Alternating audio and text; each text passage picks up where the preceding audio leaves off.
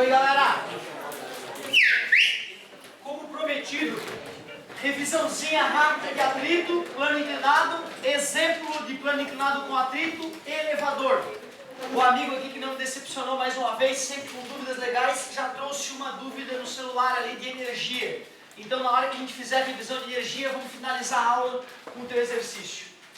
O negócio é o seguinte, quando a gente arrasta um objeto, se eu arrasto o objeto para a direita, eu sinto uma força oposta para a esquerda.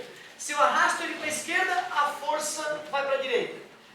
Eu acho que isso faz com que as pessoas acreditem que a força de atrito é contrária ao movimento. Mas se tu perceber o teu ato de caminhar, tu vai ver que quem te empurra para frente é o atrito. Então nem sempre o atrito é contrário ao movimento. O correto é lembrar que o atrito é contrário à tendência de deslizamento. Se eu arrasto uma mesa para a direita, a força de atrito é para a esquerda. Se eu arrasto a mesa para a esquerda, o atrito é para a direita. Quando eu caminho, os meus pés tendem a se arrastar para trás, se não houvesse atrito suficiente. E por isso que o atrito me empurra para frente. Falar que o atrito é contrário à tendência de deslizamento nunca é errado. Mas falar que o atrito é contrário ao movimento pode estar errado. Então cuidado, hein? Da onde vem essa força de atrito? Se o objeto se desloca para a direita, a gente sente uma força de atrito para a esquerda. Essa força é oriunda das irregularidades das superfícies que se encostam. Se a gente fosse dar um zoom naquela região, mesmo a superfície mais lisa, no microscópio eletrônico se mostra completamente irregular. Calcular essa força de atrito é simples. A fórmula matemática é muito tranquila. É multiplicar o coeficiente de atrito, que depende das superfícies em contato, com a força normal, que é a força que uma superfície faz na outra. O perigoso é que tem dois tipos de atrito. Tem a força de atrito dinâmica, que para calcular ela a gente usa o coeficiente de atrito dinâmico. Muitos materiais chamam de força de atrito cinética.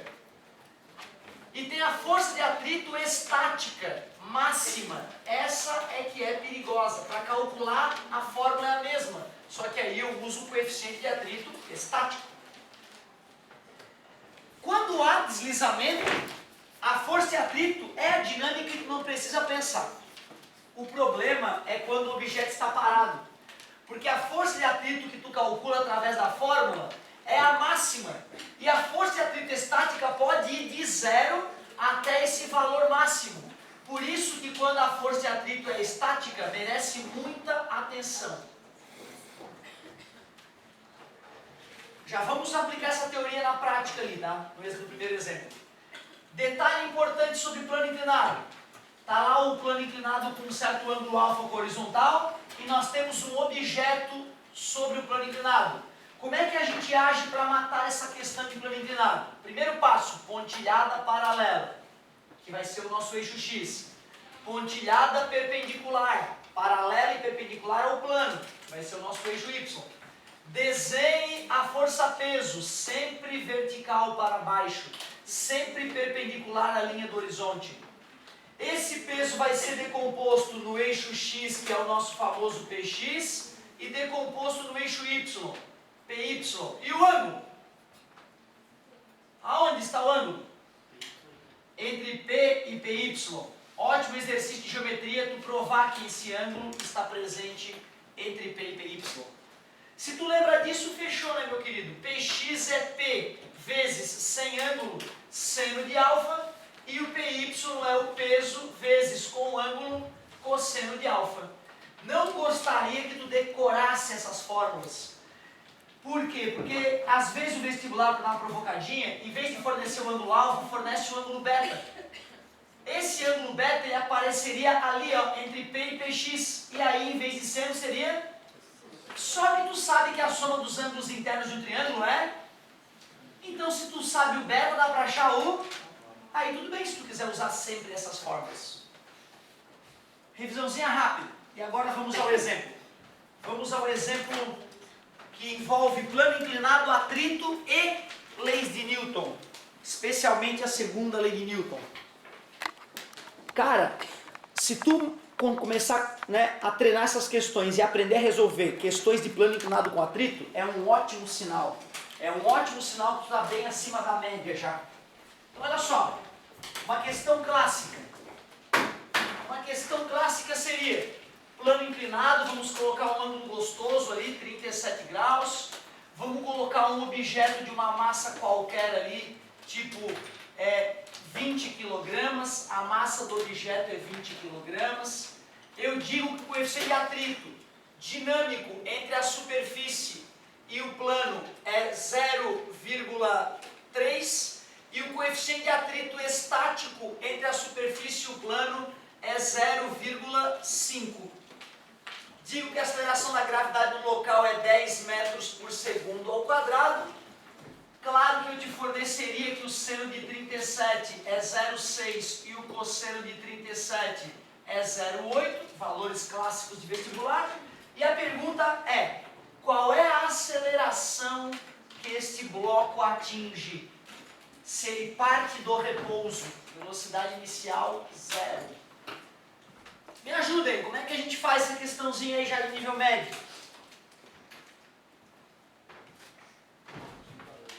Sim. Eixo paralelo, eixo perpendicular, começamos bem.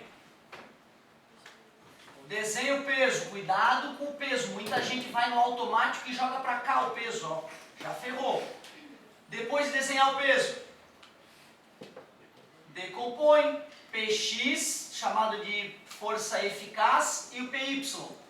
Já que o Py empurra o bloco contra a superfície responde força normal. Força normal.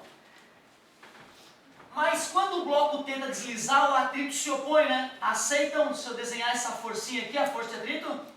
Como é que eu sei se vai deslizar ou não? Quem que eu tenho que comparar com quem? Parabéns, eu vou comparar Px com a FAT. Então vamos lá, mãos à obra. Vamos calcular o Px e a FAT e vamos ver o que dá. O ângulo está sempre entre P e Py. Peso é M vezes G. A massa do cara é 20, a gravidade é 10, o peso do cara é 200. Tranquilo. Decompôs o peso em Px, Px está sem ângulo, seno de 37, o Px é igual a 200 vezes 0,6, Px igual a 120 newtons. Já que estamos aqui, vamos calcular Py, P vezes cosseno de 37. O peso é 200, o cosseno de 37 é 0,8, então o Py deu 160 newtons. Vocês concordaram comigo que eu tenho que comparar Px, que eu já calculei, com a FAT. Que FAT que eu calculo? Qual? A estática máxima ou a dinâmica? Vamos calcular a dinâmica. Mi dinâmico vezes a normal. Força de atrito dinâmica é o Mi dinâmico, que vale 0,3 vezes a força. Quanto é a normal? 160, discutimos, né? A normal vai se igualar ao peso. Então a normal é 160. Força de atrito dinâmica, 3 vezes 16, 48 newtons. É garantia, já que o Px é maior que a força de atrito dinâmica, é garantia de que vai haver deslizamento? Ainda não, né? Na verdade, a força de atrito dinâmica só vai atuar se houver deslizamento, concorda? Ou seja, primeiro, claro que assim, se o cara tem uma noção legal de plano inclinado, ele só pelos valores ele já sabe que vai deslizar. Mas é outra história, né? Eu estou fazendo, né, como se eu não estivesse pisando em ovos aqui, com todo carinho. Eu não tenho certeza que vai haver deslizamento. Para eu saber se vai haver deslizamento, eu calculo a força de atrito estática máxima. Se o Px superar ela, aí sim eu sei que desliza e aí eu posso usar o resultado que eu já calculei. Mas para garantir que vai haver deslizamento, eu vou calcular a força de atrito estática máxima, que é aquela que se calcula com o coeficiente de atrito estático. A força de atrito estática máxima é coeficiente de atrito estático 0,5 e a normal é 160. Força de atrito estática máxima deu 80 newtons. Agora sim. Agora que eu vi que o Px superou o atrito estático máximo, eu tenho certeza que vai haver deslizamento. E se vai haver deslizamento, eu concordo que essa força não é mais útil. Ela só foi útil para eu saber que deslizava. Se o Px fosse inferior a 80, ia deslizar? E qual seria a aceleração? Zero, o corpo está parado, continua parado, né? Certo? Mas deslizou. E agora que deslizou, como é que eu descubro a aceleração? Força resultante é massa vezes aceleração. Finaliza com a segunda lei de Newton. Física, meu amor. Quem é a resultante das forças atuando na caixinha? É o Px menos a força de atrito. Isso é que é o importante perceber. É igual a massa vezes a aceleração. O Px foi calculado, 120 newtons. A força de atrito que atua é a dinâmica, já que existe deslizamento. A massa do cara é 20, dá para calcular a aceleração. 120 menos 48, tira 40, dá 80, tira mais 8, 72. Está multiplicando, passa dividindo.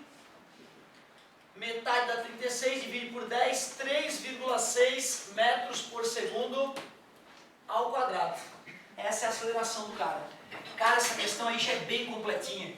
O cara tem que manjar de plano inclinado e automaticamente decomposição de vetores. Tem que ter boas noções de força e atrito e ainda saber aplicar a segunda lei de Newton. Conseguir enxergar o diagrama, né, das forças e perceber que o PY é igual ao normal, que a força resultante é o Px menos a FAT. Então é uma questão bem legal, cara. Aproveita que isso aí ficou fresco na tua cabeça agora e tenta fazer amanhã, depois de amanhã, no mais tardar, alguma questãozinha, para que isso vá fazendo parte de ti também. Já que revisamos a segunda lei de Newton, vamos fazer um exemplo, um segundo exemplo nessa aula, agora sobre elevadores. E depois disso eu quero fazer uma revisão bem rápida sobre energias, e aí terminar com uma questãozinha que o colega já preparou ali no celular pra gente.